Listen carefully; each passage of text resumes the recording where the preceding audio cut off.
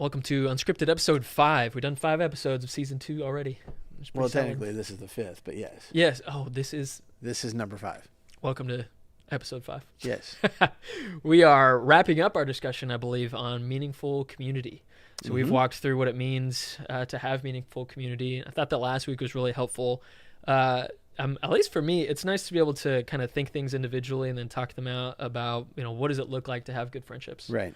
And like, how can we cultivate those things? How can we bring those things up? How can we grow those things better? Because I think that's a struggle for many of us is like, I've got a lot of superficial friends, or I've got one really, really good friend since childhood that I've had, and I have struggles moving forward from just that one friendship to other friendships. Right. And how do I build that more deeply? And maybe even have more than one. Yeah. There was a joke I heard that was like, Jesus did a whole bunch of miracles, the 5,000, feeding the 5,000 and stuff. But the real miracle was having 12 friends in his 30s. Yeah. I was like, man, if that is not the most real statement. Yeah, that's probably true though, man. I hadn't even thought about that, but that's, yeah. I know that's a joke, but I'm like, well, there's some truth to that. I mean, for real. I've got a couple of good close friends and stuff, but man, does it take being the son of God to create those kinds of friendship? It takes some level of divinity. Yeah, there's to make that miraculous work that happens for us to achieve these things. Yeah. So today we're kind of taking the negative approach. So last week was, what does it look like to have good friendships and cultivate those things? Today it's like, how do we weed out unhealthy friendships? Right. Or, well, to even recognize that you have an unhealthy friendship in the first place. And I see this, I know you do, because you're still in the throes of youth ministry and working with teenagers and stuff. But I know in my youth ministry days for sure, but I don't want to limit it to just teenagers because adults struggle with it too. But I remember my youth ministry days, there would be people that like you could just watch. You could watch how when they were in their circle of friends, how they were being treated, and you're just going, that is so bad for you. Like, you know what I'm saying? But they stay. Yeah. Right. And you can't really say anything because you don't want to like be telling what to do, but you can see it and go, boy, you really need to, walk away from that group of people. But even if you bring it up, we get defensive. If somebody told me like, hey, you probably shouldn't be friends with Brandon, I would be like really kind of defensive at first. Tell me why. Yeah, until you said. Yeah. But we are that way though, right? Yeah. Because it's not just about, and it's not just even about being protective of those friendships of that particular person. Like somebody else is criticizing my friendship, my relationship. I want to be protective of them. But it's also like, it's a criticism in a way. Because what are you saying about me that I can't pick a healthy relationship? And you may have the best intentions in mind, but I'm going to get defensive. Like you're saying that I can't pick good friendships or that I can't recognize when I'm in a healthy relationship. And that's not the case, but that's what it feels like. Yeah. And we can for sure get defensive with those things. Oh my gosh. I think that's the response to just about any kind of criticism. Man, you say, I don't know about you. Are you good at taking criticism? I don't think anybody's great at it. Right. Right? It probably, I don't want to, we're going to go down a different path than what we're supposed to talk about, but it probably depends on who it comes from, first of all. Yeah. Who's doing the criticizing, and then also how it's approached. But yeah, I don't think anybody's like, oh man, awesome. Please tell me more about how I'm falling short. I don't think anybody's that way. Yeah. And I think if somebody's doing that, it's not like you, to go back to that example, it's not like you said, those people are negative in my life. And actually, I would like to have some of that. I would like to draw from some of that, Yeah. It could be the relationships that you don't even realize are negative until you start seeing, or other people start seeing some effects. I know in dating relationships, I had heard some really good advice one time that's like, man, if you are like on an island, we'll talk about this in a moment, but if you're like on an island, and the other person has kind of put you guys on an island, and you guys are the only people that think that the relationship is good or the friendship is good, and everybody's like, man, I really don't know about this. Be like, man, you don't know. Yeah. And you two are the only people that are for the relationship or the friendship. That should be a woo, woo, woo, woo. Hey, red flags. Yeah. So kind of on that, what are some of those things? And I think what we kind of want to accomplish, which it's all unscripted, obviously, but we want to accomplish is like, how can I see and recognize some of those? Right. Because like you said, you may not even realize that you're in a friendship that is sucking you dry. Right. Until somebody brings it up. Yeah. And until you take an honest look, or somebody's able to like say, hey man, I just noticed these things. What's really going on? Is there something I can do to help? So to recognize that, but to do more so, which is I think what you want to do a little bit more of, like, okay, now what do we do once I recognize those things? Really? Right. And I will say that I want you to go with like just the character traits, but I think also some of us,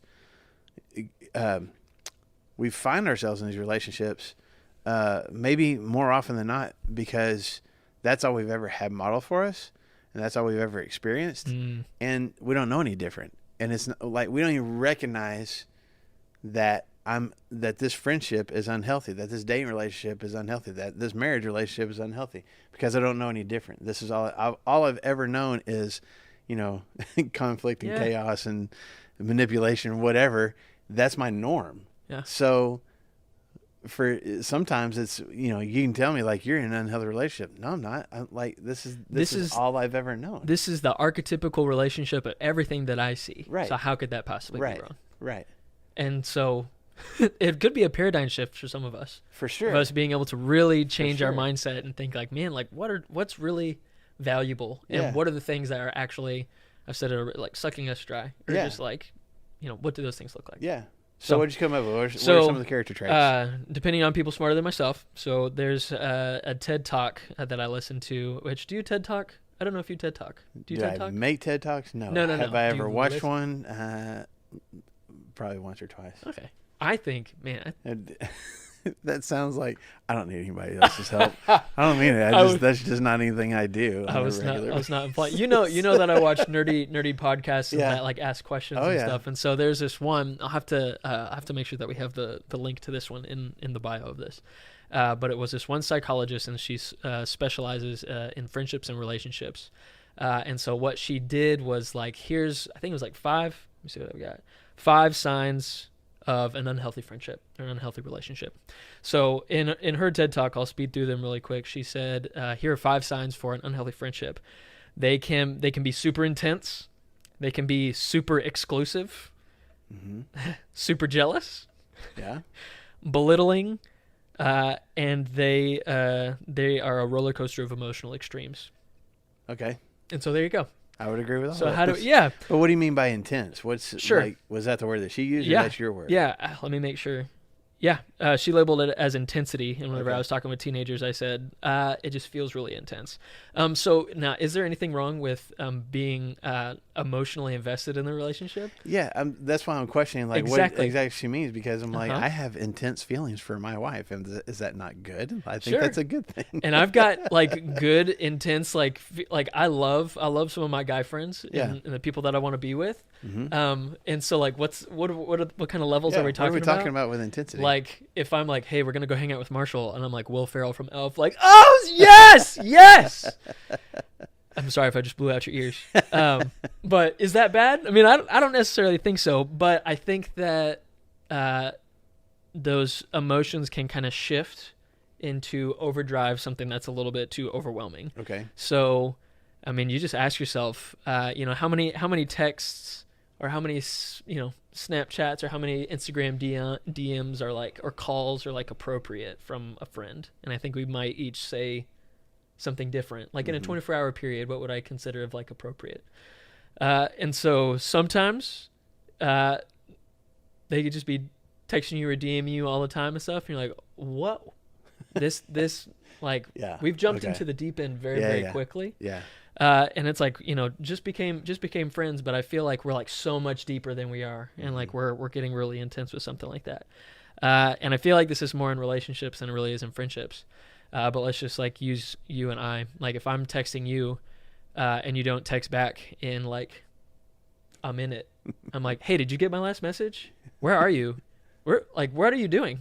Yeah. Like, why aren't you responding to my messages? And sometimes that can be in jest, like you and I just being ridiculous. Yeah. And sometimes it's like, nah, man, like I'm just being super intense. Right. And something like that can be a little bit scary, right? Okay. Mm-hmm. So, just ask yourself, in friendships, like, do you feel comfortable? Mm-hmm.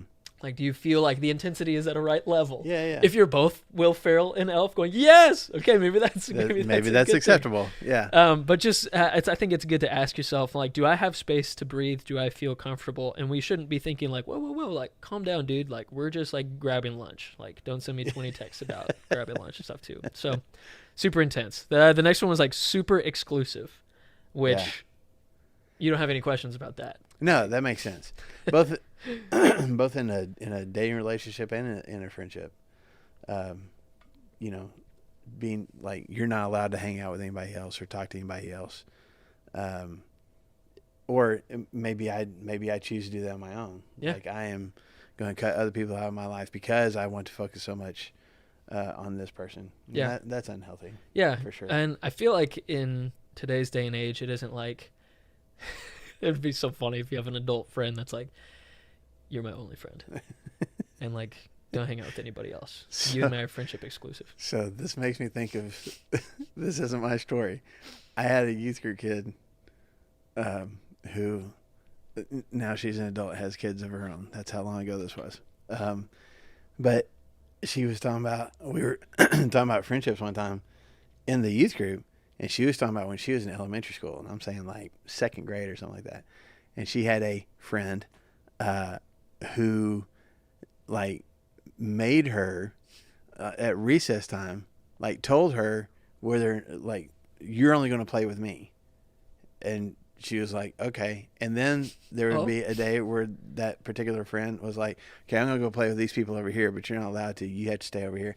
And made her, without like physically doing it, just made her stay by this tree on the playground. And did that like day after day. And she would, we were laughing so hard. I know, because she would talk to the tree. She named the tree. The tree was her friend because she had because that kind of thing. Because this, so to your point, that's what it makes me think of with exclusive, like, as one person, or maybe both of you, but at least one person's like, no, it's just us. Yeah. And no one else. And we spend all of our time together, and we don't ever communicate with anybody else and don't ever connect with anybody else. That's unhealthy for sure. Yeah. And like, to your point, like, that happens as kids. It surely doesn't happen as adults, right? But I think it does. For sure. I think it really does happen with adults. Sure. I think it happens, I think you can see it really clearly in relationships where all of a sudden somebody starts dating somebody and it's like they're no longer friends with anybody. Mm-hmm. It's just they're friends with just them. And kind of like I said, whenever you're on an island by yourself, that could be by yourself with just one other person. Mm-hmm. That can, whether you put yourself there or not, that can be a really scary spot. So, it's normal to want to spend time with friends, but whenever this friend or maybe even this relationship starts pulling you away from other meaningful friendships and relationships, and then maybe even talking bad about them. It might not be like, hey, you and I are friends and like, you're only going to be my friend. Maybe you do it a little bit more subtle way of like, man, like this other guy, he kind of sucks. Yeah. Right. Like, and it could be somebody that's your friend. Mm-hmm. And like, I don't understand like why you hang out with them. Can you like, and it's kind of like undermining it's other friendships. Yeah. It's manipulating. For sure. Because I'm undermining your friendships to be like, yeah, because I'm the friendship that you really want to have. Like, it is little, and so what real friends going, don't stretch my shirt. Yeah, I'm so sorry, man. Real friends don't do that. I just pulled on his shirt. If you're real friends don't mess up other people's clothing. That's actually point number 3. No, but real friendships don't demand that you're just friends with them, because healthy friendships have independence and they're dynamic, and the realization of like, you don't just need Christy, your wife, as a very, very close friend. You need other people that are also like pouring into you, and that you're pouring into others, and those kinds of things, because those kinds of things carry into marriage. Those those friendships and those relationships, like, we want to make sure that we have our independence, and we don't need to be super exclusive. Number 3, super jealous. I want to hear your take of like, do you get jealous whenever a close friend of yours hangs out, or maybe goes? I don't know. I feel like in the adult world, it's like, you're going like on like day trips or little vacations or something. Yeah. Or you just, if somebody comes in the office and like, man, guess what, me and so-and-so did this weekend, and I'm like, I didn't get a phone call. Yeah. And I'll say I've probably done that with you and Lori, our administrative assistant, like y'all can be, I don't know, go get lunch and bring it back to the office or something. I'm like, am I, Yeah, but that happens all the time in yeah, offices. yeah. But for the most part, it's like I'm totally kidding around. But you can get that way, Oh, and yeah. like, and get envious of your level of friendship with somebody else, especially if I think that I'm the one that has the deepest relationship with you. And I mean, if you think about it, like Jesus even had to deal with that. We talk about his 12 closest friends, but there was one time when his friends came up to him like, Jesus, we saw somebody casting out demons and doing miracles in your name, and we told them to stop because they weren't one of us. Like, Ooh. they're not part of the circle. And so, Tell them to stop. That's such a kid thing, man. but it's what we do. But we do it as adults. I do remember sometimes as a kid, or definitely like, as a teenager and stuff, but even in my college days, I remember being like kind of, if my circle of friends did something and maybe I had like a class to go to, or maybe I had something else that was occupying my time, but I was still like really jealous that they got to experience something without me. And Yeah. if you are constantly second guessing that other person, like, why are you doing those things with them and not with me? That's a problem. Yeah. That's because self-centeredness and selfishness is at the core of that. Yeah. And that's some honest assessment Yeah. of we need to really, like, why am I feeling these things, and assessing that relationship. Right. Because the opposite can be true too. If you're like, it's not normal for a friend to demand to know where you are and who you're with. Mm-hmm. Like that's not normal. And we Right. see that a lot more in relationships, dating relationships, Yeah. and sometimes even marriages and stuff too. It's not normal for me to be like constantly checking Yeah. on who you're with. And But I would even say, forgive me for challenging your word, but Go for I it. would even say it's not necessarily abnormal, because I think it happens a lot. It's Yeah. not healthy. It's definitely Yes. not healthy. Good distinction. But it can become the norm for sure. Yeah. Because remember, we talked about how friendship, if we're talking about meaningful community and friendship, this is a community that I've chosen. Mhm. You have a written contract for you and your wife. All We do. even if Yeah. it's like at its core, I mean, there's a legal process and stuff Right. too. And we believe that that's a contract, that transcends just what we do here on earth, but that's something that like God recognizes and Mhm. stuff too. But with friendships, we haven't signed a contract or anything like that. But sometimes, and like you said, it's normal, but it shouldn't be. Of like, yeah, we've signed a contract, and We that have means our pact. Yeah, that Yeah. means nothing with anybody else and Right. stuff. So real friendship, like if you feel like that somebody else is really possessive of you, or doesn't trust you and stuff, that's not real friendship. Right. I'll go through these last two. Belittling. Yeah. There's something, at least I know this is in every office, but I know it's in our office too. Oh no. That there's like, oh man, what do you say? I guess you want to call it belittling. We roast each other, We do. right?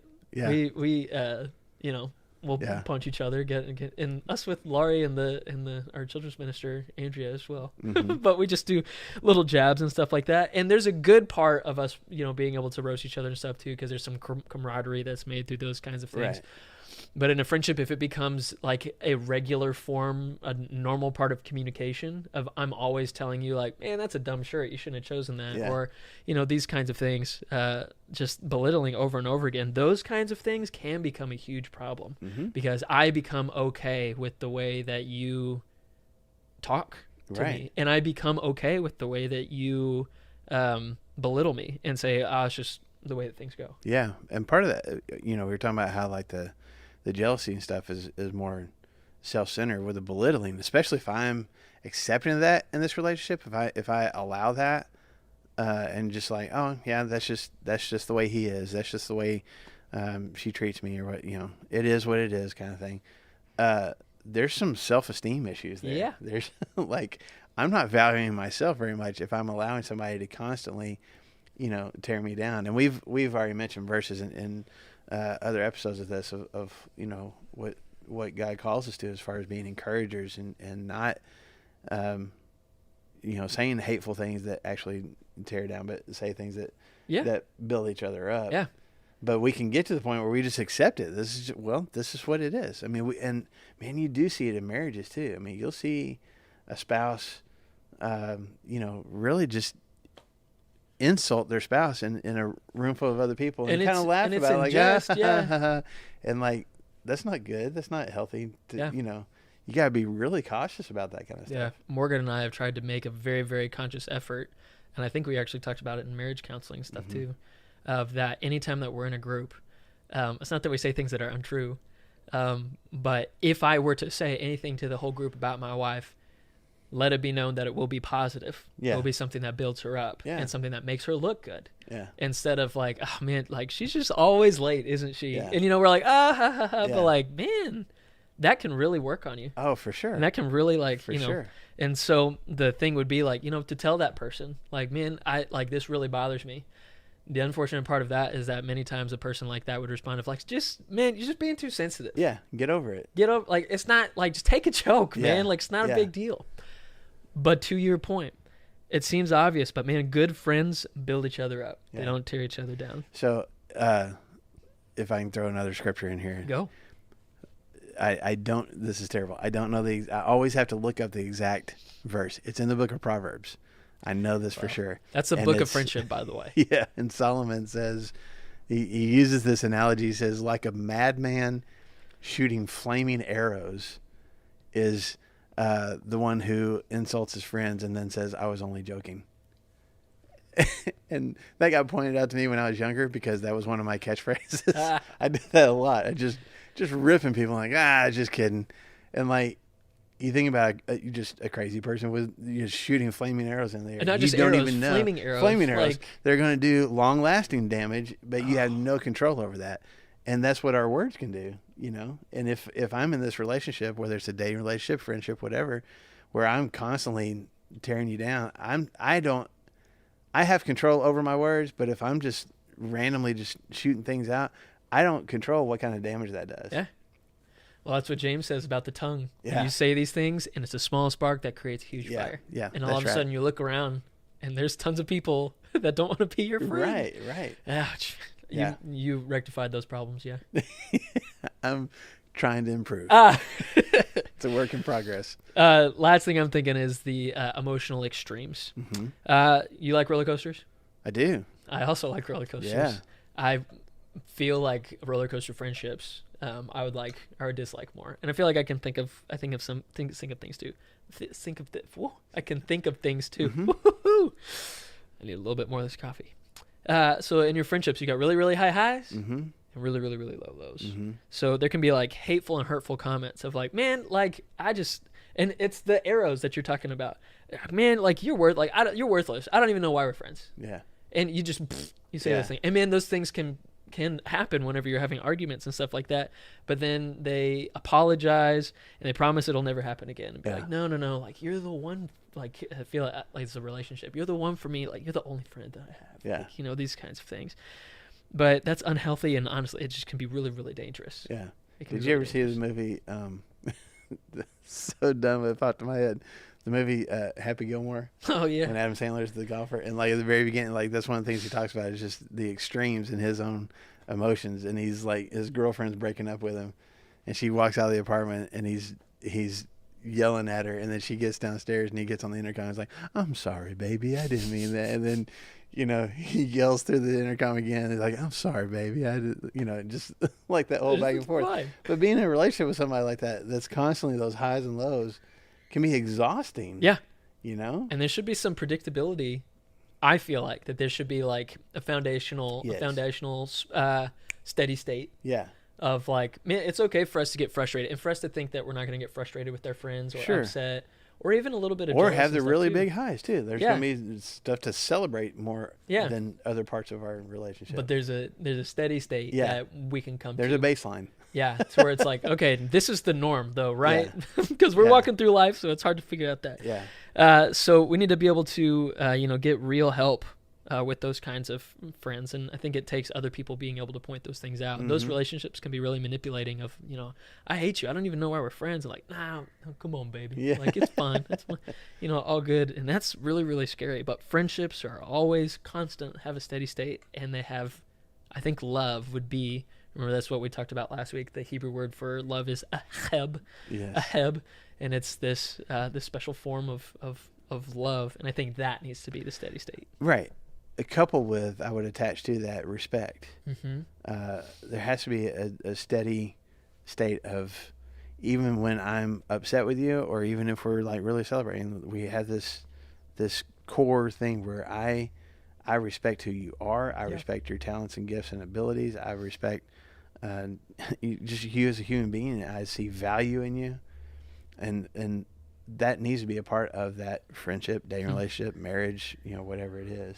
Yeah, we need to have that. Yeah, constantly be a part of it. So hopefully that can help us kind of see with clear eyes, from a psychological standpoint, at least, like, here, some of these things that I need to be on the lookout for.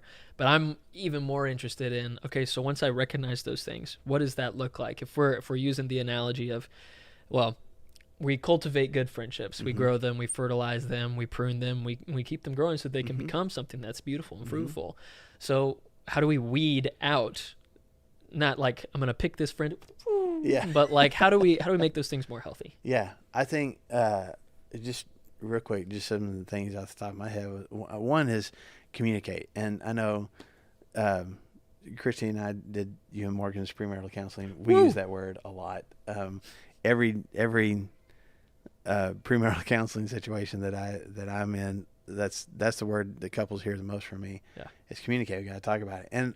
And even as I say that, if my wife was sitting here right now, she'd be like, yeah, and you still need to work on that, because that's one of the things that I struggle with, especially when there's conflict or when things are unhealthy, of actually talking through that, with the other person.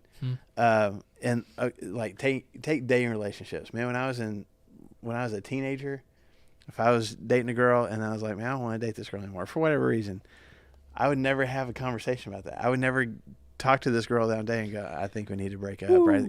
Because it was awkward and it was painful. I didn't want to hurt their feelings, So what I would do, so just don't have the conversation. I would ghost them. Now you gotta understand, this back in the days when we didn't have texts and all that kind of stuff. So when I mean ghost, I mean like walk past them in the same room and go sit somewhere else and just go radio silence on them. That's incredible. So that they would get really mad at me and be like, well, I don't want to date him. And then it all kind of worked itself out. But then I wasn't the one that was hurting their feelings. I mean, I was, but I didn't have to have the awkward conversation. You're a people pleaser. That's so terrible. That's so unhealthy. You're a people pleaser? I totally am. But that's I would rather them be mad at me and want to break up than you having a conversation. Yeah. So anyway, with all these friendships, like there's something unhealthy, but you still want to maintain this relationship, at least to some level. You got to talk about it. Yep. You got to be like, hey, there's like, and use words like, man, when you say this, or when you do this, or this is what I'm feeling. And I think that gets made fun of because it's kind of become one of those things in our culture nowadays, like, oh, okay, here we go. Let's talk about our feelings. But I think we have to do that in our relationships to, and depending on how that person responds, that will let you know if you need to kind of weed this person out of your life or not. If it's a friendship or somebody that I'm dating, it's like, okay, I didn't realize I was doing that. Let me work on that. Or if they're like, man, shut up. Yeah. You know what? I think I've got my answer. Yeah. No, I mean, in friendships, I think you're right. For some reason, there's like this weird, like, I can't, like, you hurt my feelings, but I can't really tell you about it. Yeah. Because like we're deep, but we're not like that deep. Like that's emotional. That's weird. And especially we're speaking from a male perspective. I know that males in particular have a harder time being like, hey, let's go get ribs for lunch today. And by the way, like that text that you sent, like it hurt my feelings. It cut me to the core. Yeah. Yeah. But the Bible's really clear. It's in Proverbs. Like you say, that wounds from a friend can be trusted. Yes. Not mortal wounds, like emotional mortal wounds of I'm going to tear you down. Yeah. But if a friend comes to you, I'm just going to be in the receiving role right now. If a friend comes to me and just says, I've had this happen a couple of times, and I'm so thankful for it. They said, listen, the things that you said or the way that you approached the situation or the way that you went radio silent in this way, that hurt me, that hurt us, that hurt the situation. And I need to be able to forgive you for that. I'm like, oh man, and feel defensive of it because it's criticism. Yeah.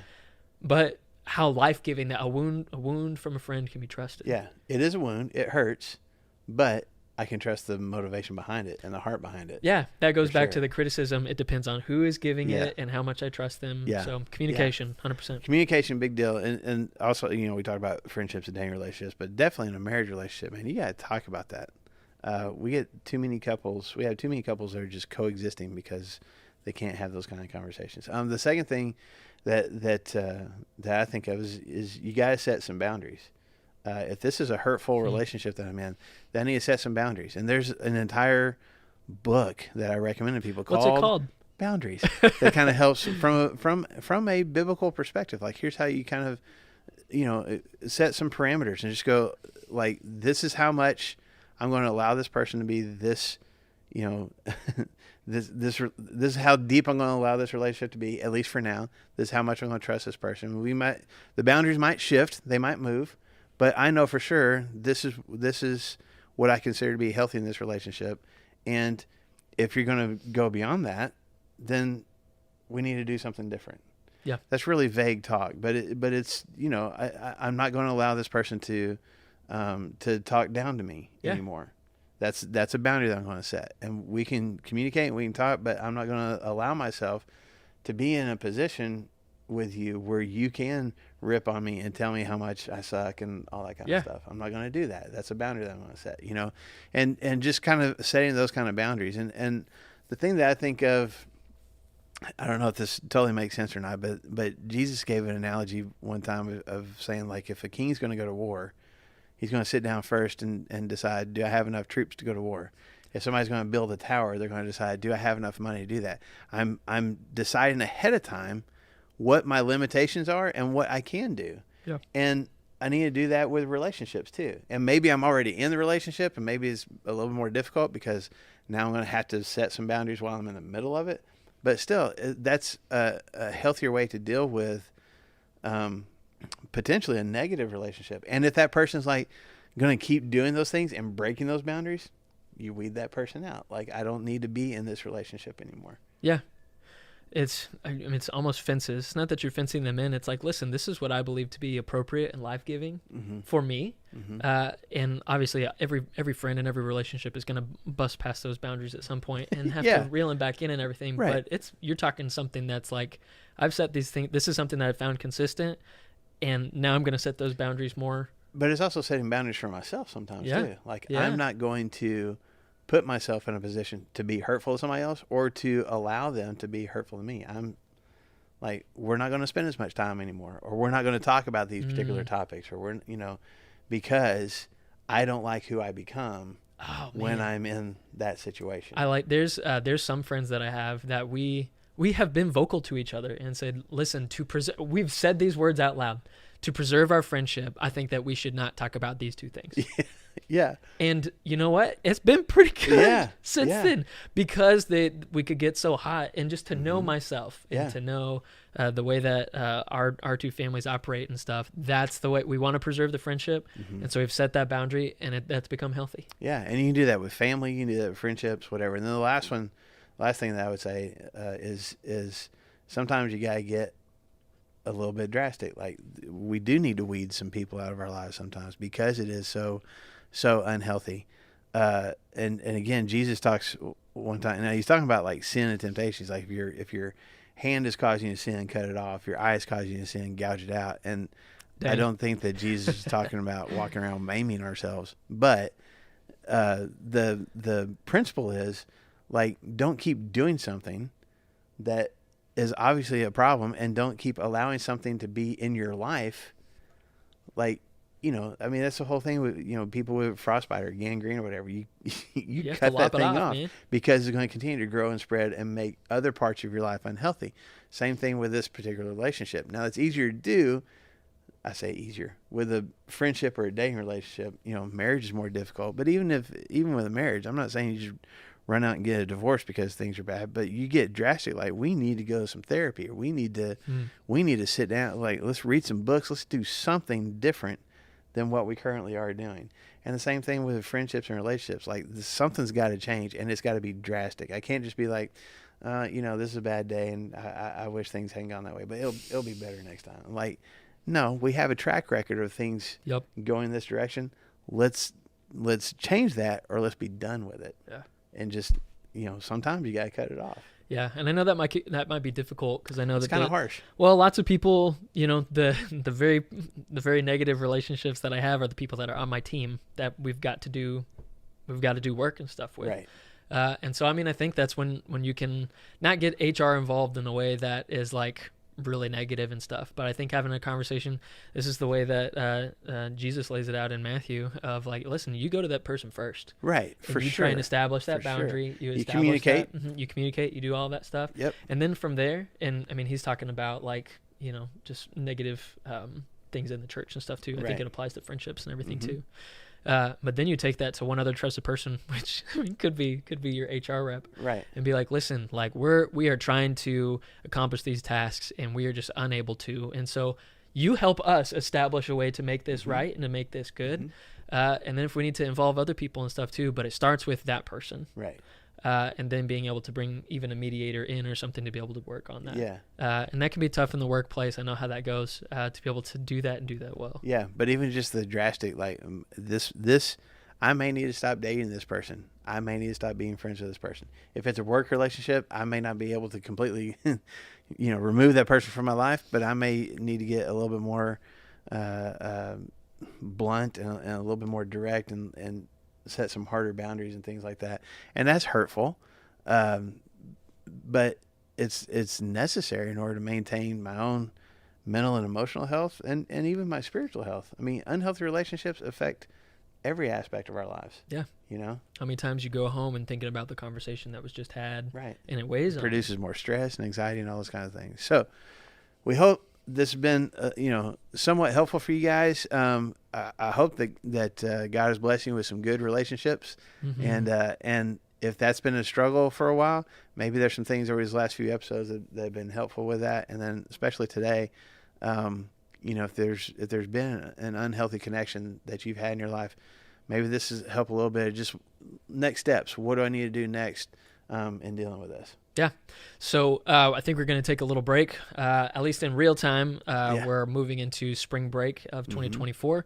So I think we're going to take a little break and resume with a frequently asked question. Yes. This week. So talking about meaningful community and what that looks like, we're going to talk about a frequently asked question, whether that comes to culture, Bible, right, Jesus, a whole bunch of different things. All those different things. Yeah, so looking forward to that. Yeah. So thanks for hanging out with us. We'll see you next time.